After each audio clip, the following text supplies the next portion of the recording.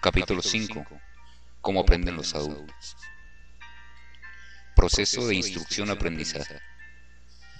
En el ámbito de la capacitación, el proceso de instrucción-aprendizaje se lleva a cabo para perfeccionar o actualizar a los individuos en su campo laboral y se dirige concretamente a personas adultas que desempeñan un puesto de trabajo.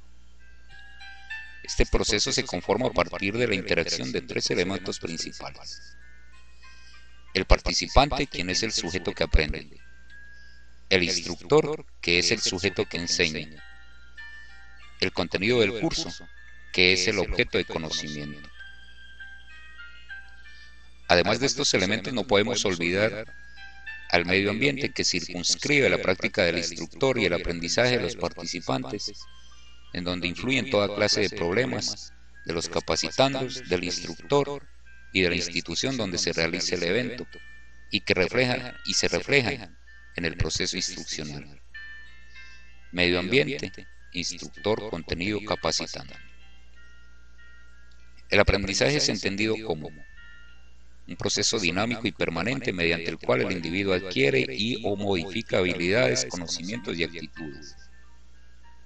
Se puede decir que toda conducta humana es resultado de un proceso de aprendizaje, el cual se manifiesta como una modificación de conducta al comparar las actitudes, habilidades y conocimientos que tenían las personas antes de ponerlas en una institución de aprendizaje y las que pueden mostrar después de ella.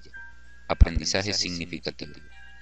Es importante que el instructor guíe a los participantes para que relacionen los conocimientos adquiridos con las experiencias previas, con el objeto de dar un sentido al aprendizaje. Principios del aprendizaje. Rubén Ardila, pedagogo que ha desarrollado sistemas de capacitación, resume los fundamentos de los principios del aprendizaje como sigue. Primer principio: el refuerzo más efectivo en el proceso del aprendizaje es aquel que sigue a la acción con una mínima demora. La efectividad del esfuerzo disminuye con el paso del tiempo y muy pronto no tiene casi ninguna efectividad. Segundo principio: la máxima motivación para el aprendizaje se logra cuando la tarea no es demasiado fácil ni demasiado difícil para el individuo, pues así logra satisfacción. Tercer principio: el aprendizaje no es proceso simplemente intelectual, sino que también emocional. El individuo tiene metas en el proceso de aprender que deben ser claras y precisas para que sean motivantes. Cuarto principio: aprendemos a través de los sentidos, especialmente el sentido de la vista y el oído, por lo que se deben considerar como recursos para el desarrollo de este proceso. Quinto principio: generalmente lo que aprendemos lo vinculamos con lo que sabemos, es decir, partimos de encuadres particulares para darle valor a la enseñanza. Esto es otra vez aprendizaje significativo. Sexto principio: regularmente aprendemos una cosa a la vez. Por ello, se trata de delimitar lo más claramente posible las distintas unidades de aprendizaje. Séptimo principio: cada persona aprende en grados distintos o a velocidades diferentes, dependiendo de sus conocimientos, habilidades y, desde luego, al nivel de inteligencia que posea. Características de los adultos. En el proceso de instrucción-aprendizaje es esencial que los adultos tengan la oportunidad de participar activamente, a fin de que sientan el aprendizaje parte de sus propias experiencias. Sin embargo, es necesario que el instructor considere tanto las características positivas como las negativas del adulto ante el aprendizaje, dado que éstas pueden favorecer o obstaculizar el proceso de instrucción-aprendizaje. Los adultos, por estar inmersos en muchas ocasiones en organizaciones o instituciones al frente de una familia o sociedad, tienen una serie de características como experiencias en diferentes campos, costumbres, hábitos determinados, opciones y preferencias, actitudes conformadas por su propio contexto, intereses y necesidades específicas. Les interesa aprender lo que les satisface una necesidad determinada. No le gusta ser tratado como escolar. Justifica el tiempo y el esfuerzo con los procesos de capacitación. Capítulo 6. La comunicación en el proceso de enseñanza-aprendizaje. El instructor debe recordar que la comunicación oral está integrada por palabras, voz y acción, y su fin es transmitir ideas, sentimientos a los participantes. La comunicación es inevitable, no existe posibilidad de no comunicarse. Nuestra sola presencia en el aula, nuestra forma de vestir, de hablar o cualquier otro detalle comunica a los capacitandos algo, y ellos lo perciben y lo interpretan de acuerdo a su marco de referencia. El instructor por lo general invierte mucho tiempo en hablar, mostrar, explicar, escuchar y en general comunicarse con sus participantes, de tal manera que si no se expresa y no escucha de manera más efectiva, cualquier estrategia de enseñanza-aprendizaje que utilice estará condenada al fracaso.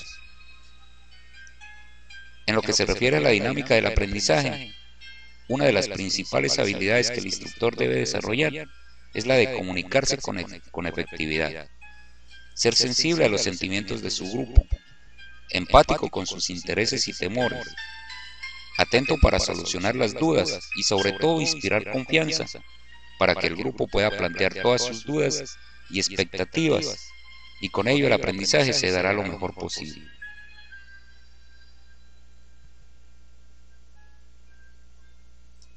Elementos del proceso de comunicación.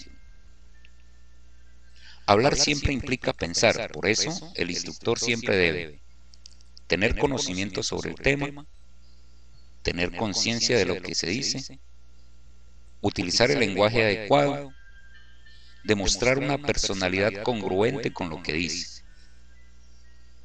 Para que la comunicación exista se necesita otro ingrediente, un receptor.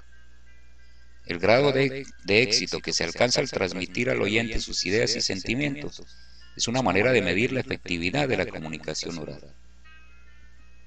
La comunicación tiene que ser bilateral para que sea efectiva. La retroalimentación es de gran importancia en el funcionamiento de la comunicación y existen elementos psicológicos que ejercen influencia en la interpretación del mensaje, los cuales son la percepción. La forma de percibir un suceso depende en gran medida de las experiencias pasadas. Por ello, el hecho de que el instructor hable y destaque un punto en particular en su exposición no significa necesariamente que el participante lo reciba y lo comprenda. Para comprobarlo, es necesaria la retroalimentación. El conocimiento. El conocimiento del presente proviene de percepciones pasadas.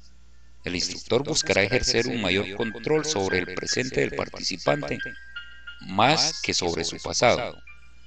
Y sin embargo, mientras más enterado esté de los antecedentes y de las experiencias de los participantes, mejor capacitado estará para comunicarse en forma efectiva. Los sentimientos. El estado emocional de una persona puede influenciar también su percepción o su pensamiento. El instructor debe tener la suficiente sensibilidad para captar de qué humor está el participante. La conciencia de posición y estatus. Cuando las personas establecen comunicación y una de ellas piensa que tiene derecho a una consideración especial, no estando la otra de acuerdo, el proceso de comunicación se ve seriamente afectado. Los rasgos de personalidad. El instructor debe estar lo más enterado posible de la personalidad de los participantes para poder comunicarse mejor con ellos.